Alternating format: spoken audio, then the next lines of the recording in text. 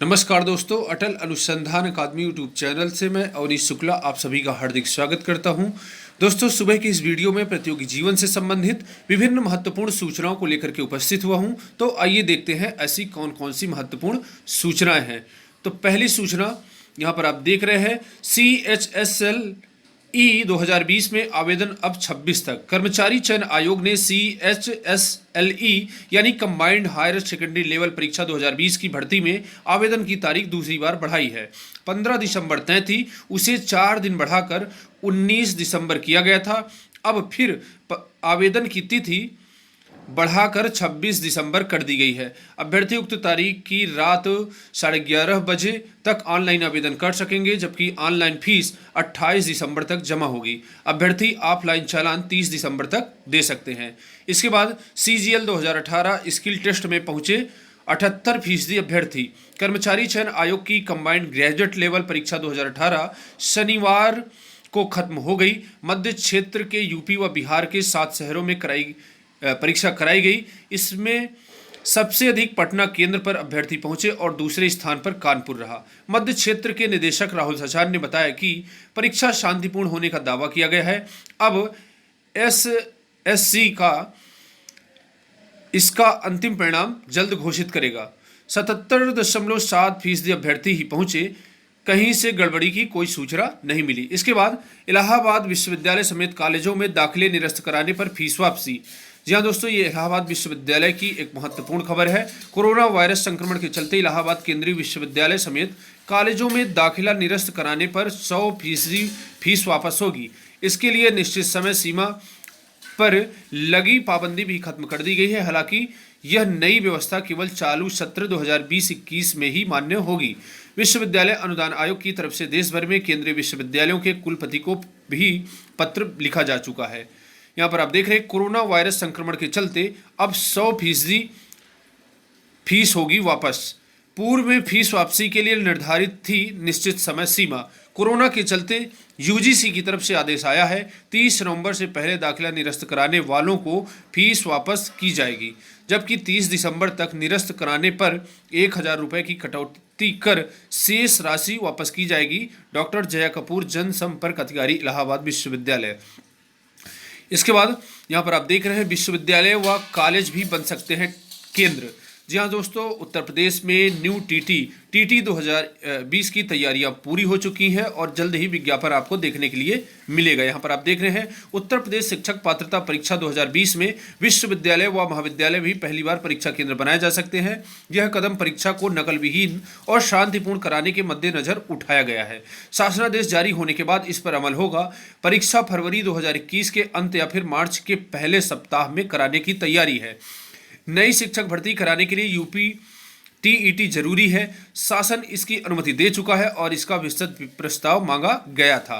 परीक्षा नियामक प्राधिकारी सचिव ने प्रस्ताव भेज दिया है। अभी तक UP TET सिर्फ राजकीय व अशासकीय सहायता प्राप्त आदि माध्यमिक कॉलेजों में होती रही है। जिन जिलों में परीक्षा अधिक होते रहे हैं, वहां के परीक्षार्थियों को शहर के आसपास के कॉलेजों में परीक्षा देने भेजा जाता रहा है। इससे परीक्षा की शुचिता पर सवाल उठते रहे हैं।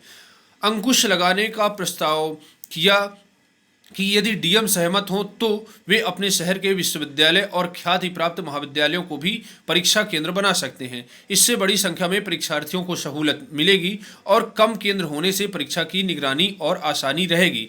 इसके अलावा इस बार अन्य छिटपुट बदलाव किए गए हैं। ज्ञात हो कि इस परीक्षा में करीब 15 लाख आवेदन होने की उम्मीद है। परीक्षा संस्था की ओर से कहा गया है कि इसमें शासन की सहमति भी जरूरी है। साथ ही परीक्षा की तारीख का भी ऐलान हो जाएगा। तो दोस्तों, जनवरी माह में TT 2020 का विज्ञापन आपको देखने के लिए मिलेगा। और आप जानते हैं कि नई शिक्षक भर्ती जो जूनियर हाई स्कूल में जो आने वाली है, 2400 पदों, 4000 के आसपास जूनियर हाई स्कूल में पद आएंगे। और इसी तरह से प्राथमिक विद्यालयों में 51,000 भर्ती का पिटारा फिर से खुलने वाला है। तो आप सभी के लिए बहुत ही बड़ी खुशखबरी है। और TT का जो परीक्षा है मार्च में हो जाएगी और अप्रैल तक आपको मार्कशीट भी मिल जाएगी। इसके बाद अप्रैल और मई में आपको नया विज्ञापन देखने को मिलेगा। अब बात कर लेते हैं उत्तर प्रदेश माध्यमिक शिक्षा सेवा चयन बोर्ड से। एडेड माध्यमिक कॉलेजों की शिक्षक भर्ती में बढ़ेंगे पद। यहाँ पर आप देख रहे हैं कि अधियाचन दोबारा से मांगा गया है और अभी तक जो विज्ञापन जारी हुआ था 2019 के अधियाचन के आधार पर तय किया गया था, किंतु 2020 भी खत्म हो गया है और पद बहुत सारे खाली हुए हैं। तो यदि पुनः अधियाचन मांगा गया है तो इस बार पदों की संख्या बढ़ना भी तय है। यहाँ पर आप देख रहे हैं संशोधित विज्ञापन में तस्वीर होगी साफ। चयन बोर्ड के उपसचिव नवल किशोर का कहना है कि संशोधित विज्ञापन जल्द जारी होगा, उसी में पदों की तस्वीर साफ होगी। प्रदेश के एडेड माध्यमिक कॉलेजों की शिक्षक भर्ती में पदों का बढ़ना तय है। माध्यमिक शिक्षा सेवा चयन बोर्ड उत्तर प्रदेश ने विज्ञान और जीव विज्ञान विषय के लिए जिला विद्यालय निरीक्षकों से अधियाचन मांगा था। इसके लिए 1 सप्ताह तक वेबसाइट खुली रही। हालांकि चयन बोर्ड ने निर्देश में स्पष्ट किया था कि विज्ञान विषय में ही जीव विज्ञान के पद समाहित थे, लेकिन पिछला अधियाचन 8 नवंबर 2019 के आधार पर जारी हुआ था, जबकि इस बार 1 वर्ष के अंतराल में कॉलेजों में रिक्त पदों की संख्या और बढ़ना तय है। चयन बोर्ड ने लंबे इंतजार के बाद 29 अक्टूबर 2020 को प्रवक्ता व प्रशिक्षित स्नातक शिक्षक का विज्ञापन जारी किया था। अभ्यर्थियों को उम्मीद थी कि इसमें टीजीटी जीव विज्ञान विषय का भी विज्ञापन होगा, लेकिन विज्ञान विषय के 1943 पद घोषित किए गए थे। इस पर विधि विभाग ने आपत्ति की तो 18 नवंबर को विज्ञापन निरस्त कर दिया गया। संशोधित विज्ञापन में सुधार करने के साथ ही चयन बोर्ड ने जीव विज्ञान विषय के लिए भी जिलों से अधियाचन मांगा है। जिला विद्यालय निरीक्षकों को आदेश दिया गया है कि वे 8 से 15 दिसंबर तक वेबसाइट पर विज्ञान व जीव विज्ञान विषय का अधियाचन भेजें। इसमें पदों की संख्या बढ़ने के लिए आसार अधिक हैं, क्योंकि पहले का विज्ञापन 8 नवंबर 2019 तक मिले अधियाचन के आधार पर तय हुआ था। तो यदि जीव विज्ञान में पद बढ़ते हैं, 1 साल जो पद खाली हुए हैं उनको ऐड किया जाता है, तो संपूर्ण विज्ञापन में पदों की संख्या बढ़ाई जा सकती है। इसके बाद अगली खबर है, शीर्ष अदालत ने कहा सामान्य श्रेणी सबके लिए मेरिट ही आधार।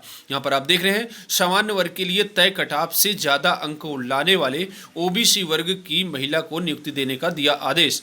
सुप्रीम कोर्ट ने महिलाओं के आरक्षण पर अहम व्यवस्था देते हुए कहा है कि अगर कोई आरक्षित वर्ग की महिला सामान्य वर्ग के लिए तय कटाव अंक से ज्यादा लाती है तो उसे सामान्य वर्ग में जाने का हक है। यही वह महिला उम्मीदवार सामान्य वर्ग में गिनी जाएगी। शीर्ष अदालत ने फैसले में कहा है कि ओपन कैटेगरी सभी के लिए है, उसमें आरक्षित वर्ग के लोग भी आते हैं और सिर्फ मेरिट ही आधार होता है। इसके बाद दोस्तों अगली खबर है, ये सुप्रीम कोर्ट के जो आरक्षण मामले की खबर है, आज के विभिन्न समाचार पत्रों में छाई हुई है। बीएड बीटीसी कोर्स चला रहे मान्यता प्राप्त प्राइवेट कॉलेजों को बड़ी राहत। जांच कमेटी का आधार एससी एसटी स्कॉलरशिप के सत्यापन तक ही सीमित। अध्यापकों की अर्हता आदि मुद्दों की नहीं कर सकेगी जांच। यहाँ पर आप देख रहे हैं इलाहाबाद हाईकोर्ट ने बीएड बीटीसी कोर्स चला रहे मान्यता प्राप्त प्राइवेट कॉलेजों की जांच के लिए गठित कमेटी का अधिकार क्षेत्र केवल एससी एसटी छात्रों की स्कॉलरशिप के सत्यापन तक ही सीमित कर दिया है। कोर्ट ने कहा है कि कमेटी कॉलेजों की मान्यता आदि मुद्दों पर ना कोई सवाल पूछेगी और ना ही कोई जांच करेगी। याचिका में 4 अक्टूबर को जारी आदेश की वैधता को यह कहते हुए चुनौती दी गई थी कि याची संस्था के 30 कॉलेजों को एनसीटीई से मान्यता प्राप्त है और वे विश्वविद्यालय से संबद्ध है। राज्य सरकार को इस संबंध में जांच करने का क्षेत्राधिकार नहीं है। अब राज्य सरकार ने स्वयं ही कह दिया है कि कमेटी स्कॉलरशिप लेने वाले एससी एसटी छात्रों की वैधता का सत्यापन ही करेगी। आरक्षण नीति से दरकिनार नहीं कर सकते मेरिट, सुप्रीम कोर्ट। इसके बाद अगली खबर है, 63% ने छोड़ी पुलिस भर्ती की परीक्षा। रीजनिंग के सवालों में उलझे अभ्यर्थी माइनस मार्किंग को लेकर दिखे सशंकित। यहाँ पर आप देख रहे हैं शनिवार को शहर के 72 केंद्रों पर पुलिस भर्ती परीक्षा का आयोजन किया गया। 2 पालियों में हुई परीक्षा में 63.7% अभ्यर्थी अनुपस्थित मिले। कारागार, घुड़सवार और अग्निशमन विभाग के विभिन्न पदों पर परीक्षा आयोजित की गई थी। पुलिस आयुक्त डीके ठाकुर के मुताबिक कुल 81,108 परीक्षार्थियों को परीक्षा में बैठना था। पहली पाली में 40,554 अभ्यर्थियों में से 14,276 और दूसरी पाली में 40,554 में से 15,183 अभ्यर्थी ही पहुंच पाए थे। इसके बाद दोस्तों अगली खबर है, 5 व 2 वर्ष का नियम लागू होने से बाहर हो गए दावेदार। बेसिक शिक्षा परिषद के विद्यालयों में अंतरजनपदीय स्थानांतरण एवं अंतरजनपदीय म्यूचुअल स्थानांतरण में पुरुष अध्यापकों के लिए 5 वर्ष एवं महिला अध्यापकों के लिए 2 वर्ष की सेवा पूरी करने की नियम लागू होने के बाद अधिकांश दावेदार बाहर हो गए हैं। नियमों में बदलाव के कारण स्थानांतरण की उम्मीद लगाए अभ्यर्थियों ने अपने मूल जनपद में लौटने की उम्मीदों को झटका लगा है। प्रदेश में 2011 में पहली बार टीटी कराने के बाद हुई 72,825 शिक्षकों की भर्ती में पहली सूची में शामिल अभ्यर्थी ही 5 वर्ष की सेवा अवधि पूरी कर पाए हैं, लेकिन बेसिक शिक्षा नियमावली के अनुसार हाईकोर्ट के आदेश पर नई व्यवस्था होने से अंतर जनपदीय स्थानांतरण की उम्मीद लगाए शिक्षकों में निराशा है। इसके बाद दोस्तों अगली खबर है, MNIT दीक्षांत समारोह में शिक्षा मंत्री देंगे मेधावियों को मेडल। यहाँ पर आप देख रहे हैं मोतीलाल नेहरू राष्ट्रीय प्रौद्योगिकी संस्थान का 17वां दीक्षांत समारोह 2020 के अंतिम दिन में 31 दिसंबर को होगा। दीक्षांत समारोह में मुख्य अतिथि देश के शिक्षा मंत्री डॉक्टर रमेश पोखरियाल निशंक मेधावियों को वर्चुअल तरीके से मेडल प्रदान करेंगे। इसके बाद अगली खबर है, कोरोना काल में प्रवेश निरस्त कराने वालों की पूरी फीस वापसी होगी। इलाहाबाद एवं संगठक कॉलेजों में नए शैक्षणिक सत्र में प्रवेश लेने वाला कोई विद्यार्थी अपना प्रवेश निरस्त कराता है तो उसे पूरी फीस वापस की जाएगी। यूजीसी ने कोरोना संक्रमण के चलते प्रवेश निरस्त कराने पर छात्रों को यह सुविधा दे दी है। इसके बाद शिक्षक भर्ती से वंचित अभ्यर्थियों का प्रदर्शन, यहाँ पर आप देख रहे हैं परिषदीय विद्यालयों में 69,000 शिक्षक भर्ती से वंचित अभ्यर्थियों का प्रदर्शन शनिवार को भी जारी रहा। पुलिस ने उनको SCERT परिसर से हटाकर राजकीय इंटर कॉलेज के खेल मैदान में भेज दिया। अभ्यर्थी प्राप्तांक ज़्यादा भरने और मेल फीमेल जैसी गड़बड़ियों को सुधारने की मांग कर रहे थे। अभ्यर्थियों ने कहा कि जब तक त्रुटि में सुधार का मौका नहीं मिलेगा और नियुक्ति पत्र जारी नहीं होगा तब तक वो आंदोलन करते रहेंगे। इसके बाद 15 भाषाओं में रहेगा RRB NTPC परीक्षा का प्रश्न पत्र। 28 दिसंबर से शुरू होनी है RRB प्रयागराज की NTPC परीक्षा।